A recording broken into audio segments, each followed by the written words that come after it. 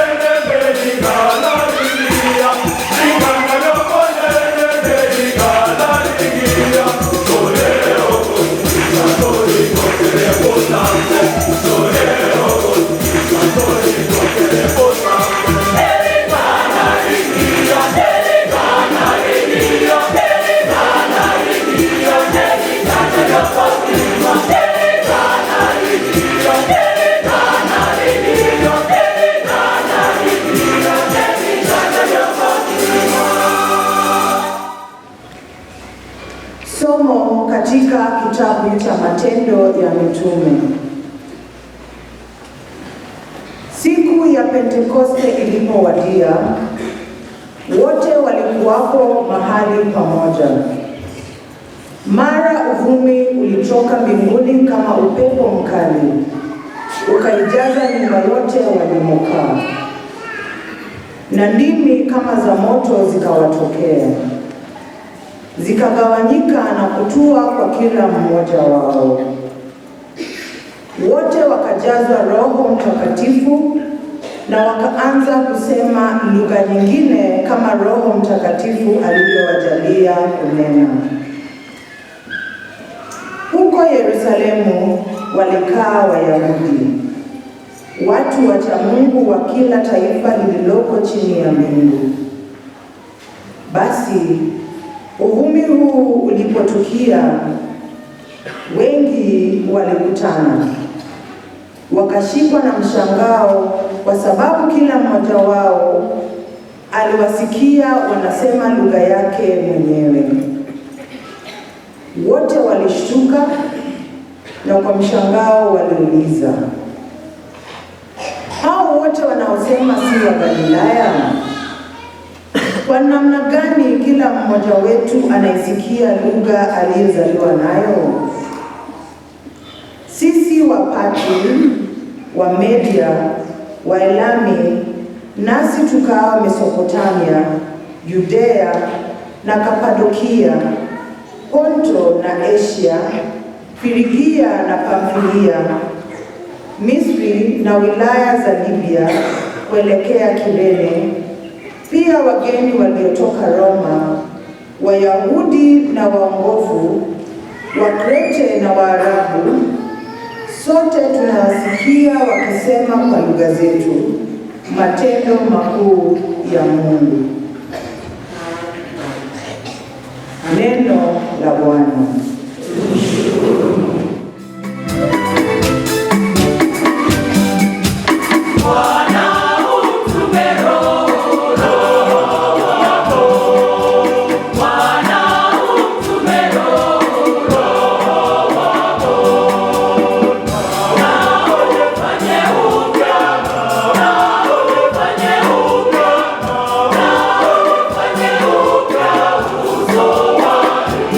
Yeah.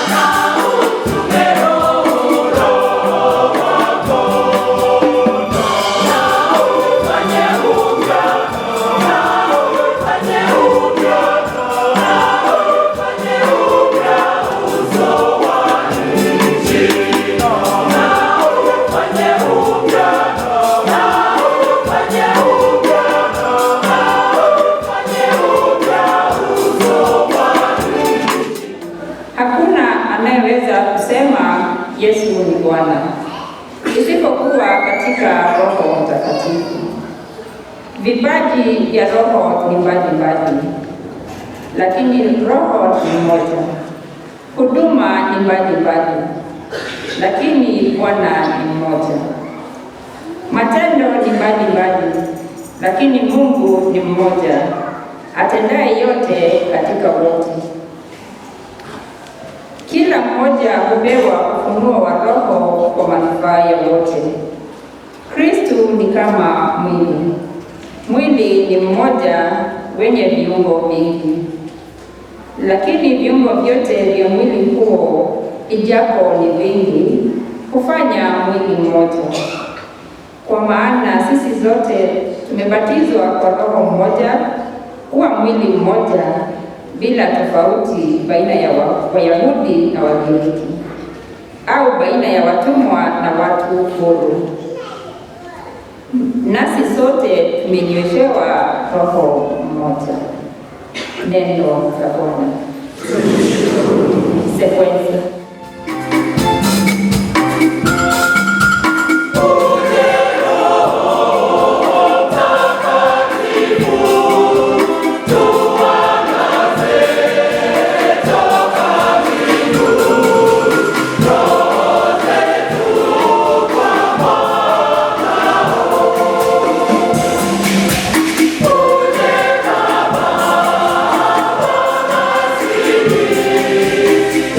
Yeah.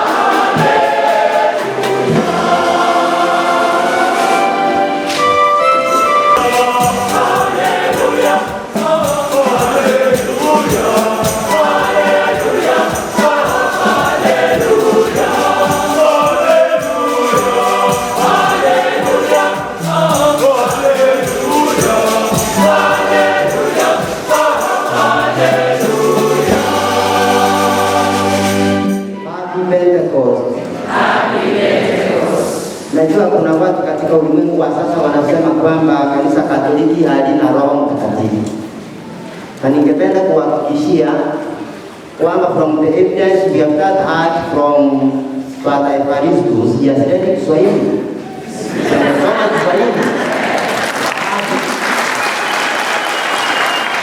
Ikiwa Father Evaristus amesoma Kiswahili, Roho yupo ama yupo? Na huyo ndio leo tunamsherekea. Leo tunasherekea Pentekoste, siku ya ujio wa Roho Mtakatifu juu ya mitume. Ujio wa Roho Mtakatifu juu ya mitume ilikuwa kutimiza ahadi ya Kristo ambaye aliwaitia wanafunzi wake, akawaambia ya kwamba atawatumia msaidizi. Na hivyo basi tumeambiwa katika somo la kwanza ambalo linatupatia historia ya matukio ambayo yalitokea katika Yerusalemu, kwa sababu Roho Mtakatifu aliwashukia mitume wote. Na hivyo basi wakajazwa Roho Mtakatifu, na kila mmoja akaanza kunena kwa lugha yake mwenyewe. Hata wale wakaaji wa Yerusalemu walishangaa sana, kwa sababu walisikia kila mmoja ananena kwa lugha yake mwenyewe. Hivyo basi tunapomsherehekea Roho Mtakatifu ambaye ni zawadi kubwa kwetu kama waamini na katika kanisa, tunajiuliza, je, kazi ya Roho Mtakatifu ni ipi katika maisha yetu kama waamini? Kwa sababu Roho Mtakatifu ni Mungu katika nafsi ya tatu. Katekisimu yetu inatufundisha ya kwamba Mungu ni mmoja katika nafsi tatu: Mungu Baba, Mungu Mwana na Mungu Roho Mtakatifu. Na kila mmoja katika Mungu mmoja huyu, hizi nafsi tatu, kila mmoja alikuwa na kazi yake ya kufanya. Mungu Baba kazi yake aliumba, Mungu Mwana akakuja kukomboa wanadamu wote, na Mungu Roho Mtakatifu akaja kufanya kazi ya utakatifuzo, akakuja kukamilisha ile kazi ambayo Kristo alikuwa ameiacha. Hivyo basi tunasherehekea fumbo kutoka kanuni yetu ya imani. Tunasema ya kwamba nasadiki kwa Roho Mtakatifu muleta uzima atokaye kwa Baba na Mwana.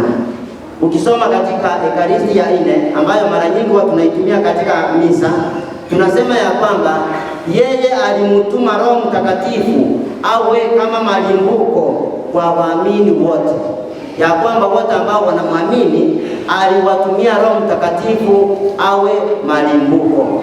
Malimbuko ni zawadi. Hivyo basi leo kila mmoja wetu anapokea zawadi ya kipekee kutoka kwa Mungu wetu, zawadi ya Roho Mtakatifu, jinsi ambavyo wale mitume wa kwanza pamoja na wafuasi walivyopokea huyo Roho Mtakatifu. Katika kanisa la kwanza tunaona Roho Mtakatifu alipowashukia, hapo ndipo kanisa lilisaliwa, na hivyo basi wakatazwa Roho Mtakatifu na wakapata nguvu mpya ya kutumwa na kwenda kuhubiri Injili kwa kila kabila.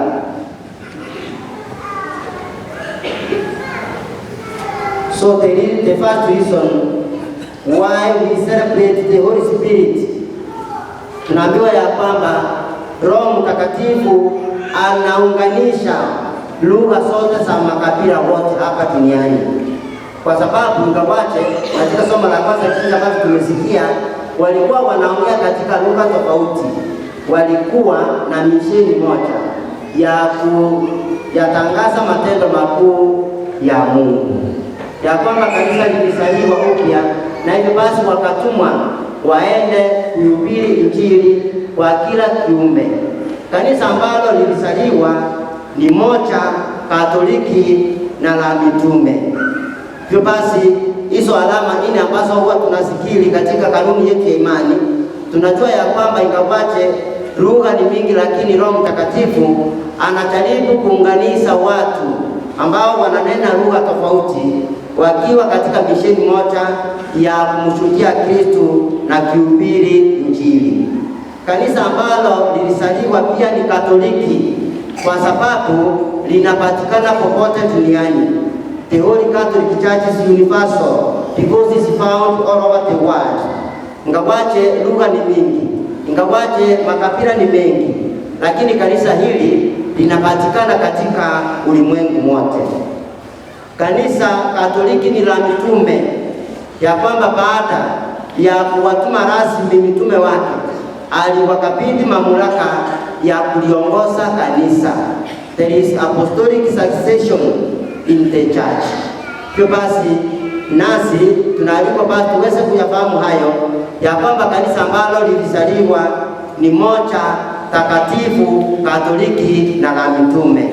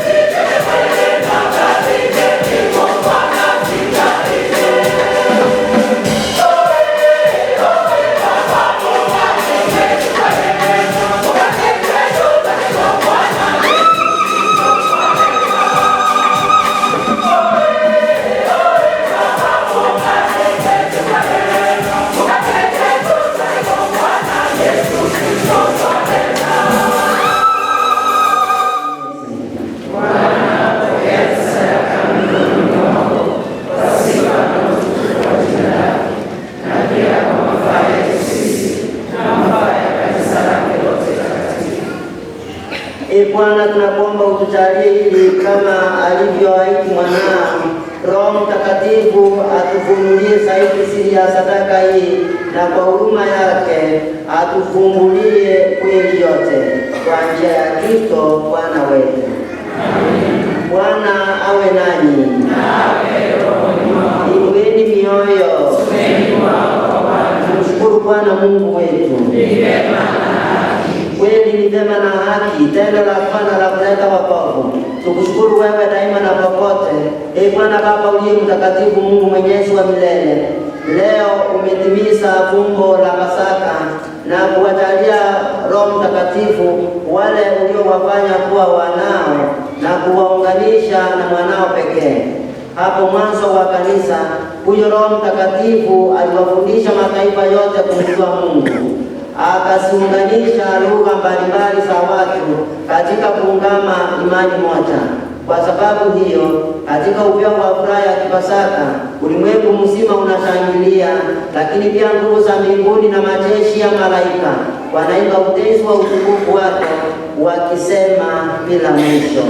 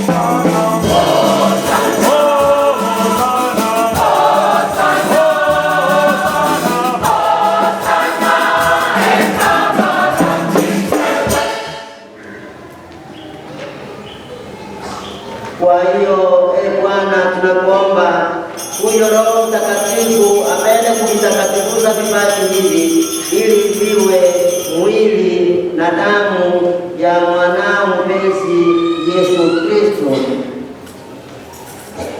kwa ajili ya kuadhimisha fumbo hili kuu alilotuachia liwe agano la milele. Maana yeye mwenyewe ilipofika saa ya kutukuzwa nawe, Baba uliye mtakatifu, akiwa amewapenda watu wote waliokuwa ulimwenguni, aliwapenda upeo. Walipokuwa wakila, alitoa mkate, akaubariki, akaumega na akawapa wafuasi wake akisema, twaeni mle nyote, huu ndio mwili wangu utakaotolewa kwa ajili yenu.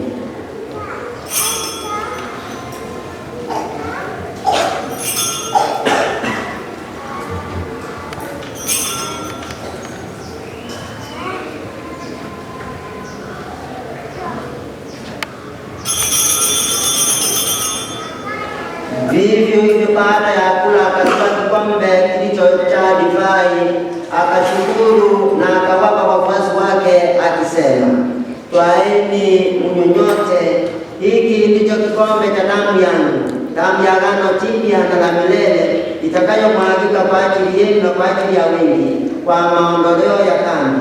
Fanyeni hivi kwa ukumbusho wangu.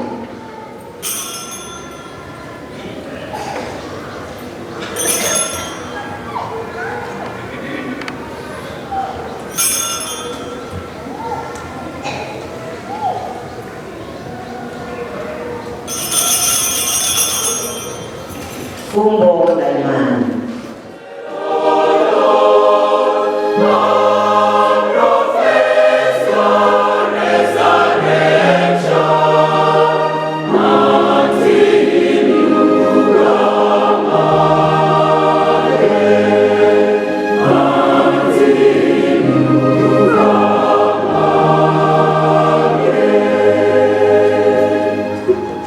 Amani ya Bwana iwe daima nanyi. Mupeane amani.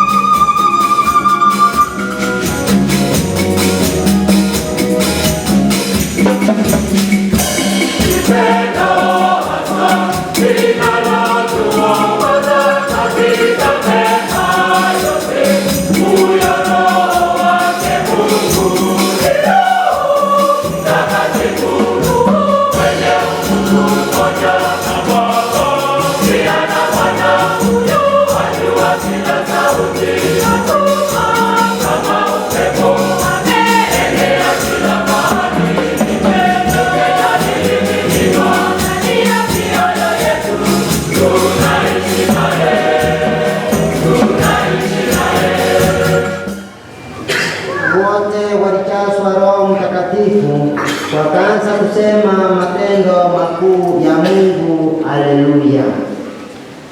Tuombe.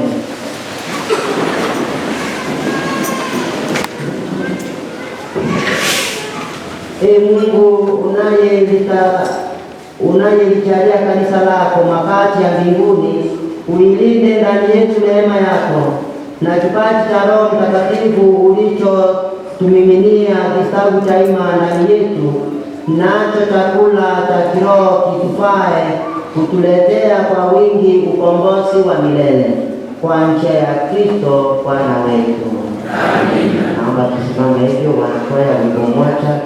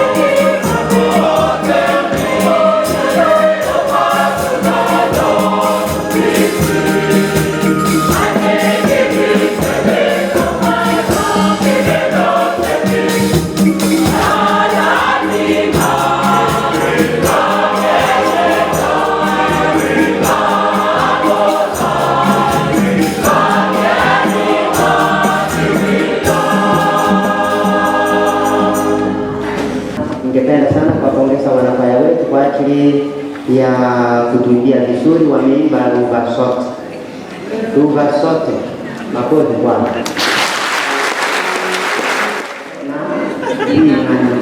Serious? Yeah, I saw my cousin here from the mountain and eastern. Wanafanya nini? Hata watu wa Nyasa niliona wanaimba vizuri. Mungu Baba wa mianga aliyependa kusiangaza akili za wanafunzi kwa kuwamiminia Roho wake Mtakatifu, mubariki awajalieni nani kuifurahia baraka yake na kutaa daima mapaji ya huyo Roho Mtakatifu. Amina. Moto ule wa ajabu ulioonekana juu ya wanafunzi uitakase mioyo yenu na kila ovu na kuifanya iangaze kwa kuimiminia nuru yake. Amina. Na Mungu aliyependa kuunganisha lugha mbalimbali katika ungamo la imani moja awatulishe ninyi katika imani hiyo, na kwa kuamini awajalie kumwona yeye mnaye mtumaini. Na baraka yake Mwenyezi Mungu Baba na Mwana na Roho Mtakatifu iwashukie na kukaa nanyi daima na milele. Milele na mali ibada yetu ya misa imekamilika. Muwe na Dominika njema ya Pentekoste. Hallelujah.